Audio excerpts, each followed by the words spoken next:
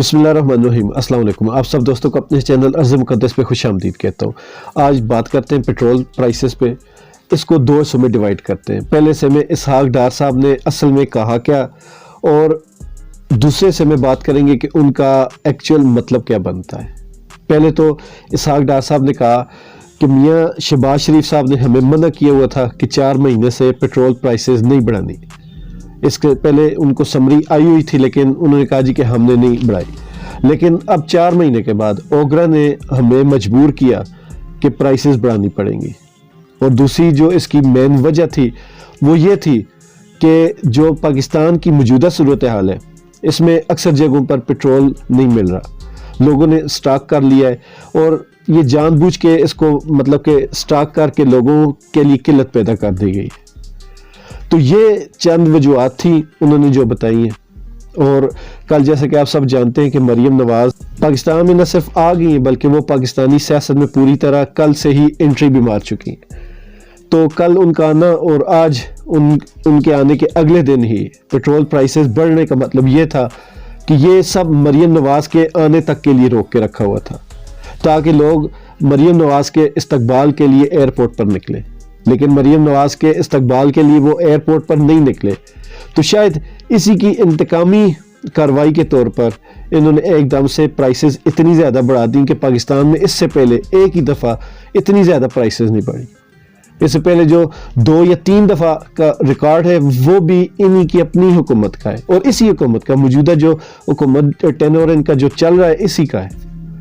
इसमें पहले इन्होंने 10, 20, 15 और फिर 30 दो बार बढ़ाए, और अब 35 रुपए एक ही दफ़ा बढ़ा दिए।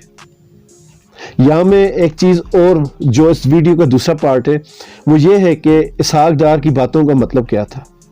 इसहाक डार साहब ने ये कहा कि हमने 4 महीने से कीमतें रोकी हुई थी। इसका मतलब ये था कि 4 महीने से इन्होंने जो कीमतें रोकी हुई थी, जो 5, 6, 8, 10 रुपए बढ़नी थी, इन्होंने वो एक ही दफ़ा 35 रुपए बढ़ा दी। और बकौल इसहाक डार के ये ओगरा के साथ हमारी डील हुई है कि मिनिमम प्राइसेस बढ़ानी है। मिनिमम का मतलब ये है कि ये कम से कम प्राइसेस हैं जो बढ़ी हैं। अगर ये मैक्सिमम करते तो ये 60-70 रुपए पर लीटर के साथ एक ही दफ़ा बढ़ा देते। ये उल्टा कौम के ऊपर एहसान कर रहे हैं। और जो दूसरा नुक्ता है वो इन्होंने ये कहा कि जो पेट्रोल प्राइसेस हैं वो हमने इस वजह से बढ़ाई कि लोगों ने पेट्रोल स्टॉक कर लिया था। ऑयल जितनी भी किस्म का है वो सारा उन्होंने स्टॉक कर लिया था, और लोगों के लिए किल्लत पैदा कर दी गई थी। लोगों को मार्केट में ऑयल नहीं मिल रहा था, तो हमने इस चीज़ को ख़त्म करने के लिए प्राइसेस बढ़ा दिए।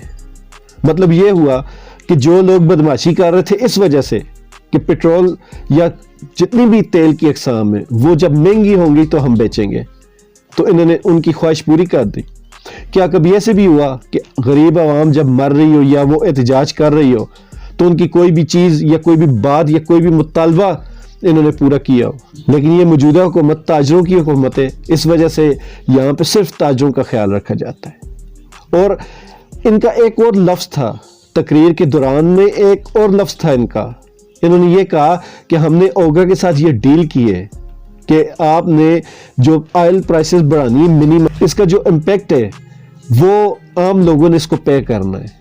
उन्होंने अपने अल्फाज में ये साफ कह दिया कि ये गरीब आवाम जाने, वो जीते हैं मरते हैं, कहाँ से पैसे पूरे करते हैं, कहाँ से रोटी पूरी करते हैं, कहाँ से आटा पूरा करते हैं, हमारे बला से जाए भाड़ में। इन्होंने ये साफ कह दिया। और ये अगर ना भी कहें, मौजूदा जो हालात हैं, ये इमरान खान साहब के दौरे हुकूमत में बार बार एक चीज़ कहते थे कि इमरान खान साहब ने महंगाई कर दी है, गरीब आवाम का जीना हराम कर दिया, हम आएंगे तो इन चीज़ों को रिवर्स करेंगे। अब हालात जैसे भी हों, लेकिन इनको इनके दावे ले डूबे। इनके जो दावे थे वो इतने बड़े थे कि अब उनके आगे ये बहाना नहीं चलेगा कि हालात हमें अंदाज़ा नहीं था कितने ज़्यादा बुरे हैं।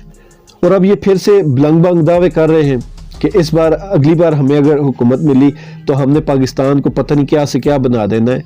फिल वक्त तो इन्होंने पाकिस्तान का जो किया है उसके बाद ये कम से कम इनका नारा ऐसे तब्दील हो जाना चाहिए कि हमें अगली बार हुकूमत दी तो हम पाकिस्तान का जो बाकी बचा कुछ बेड़ा गर्क है वो भी हमने बाकी भी गर्क कर देना है।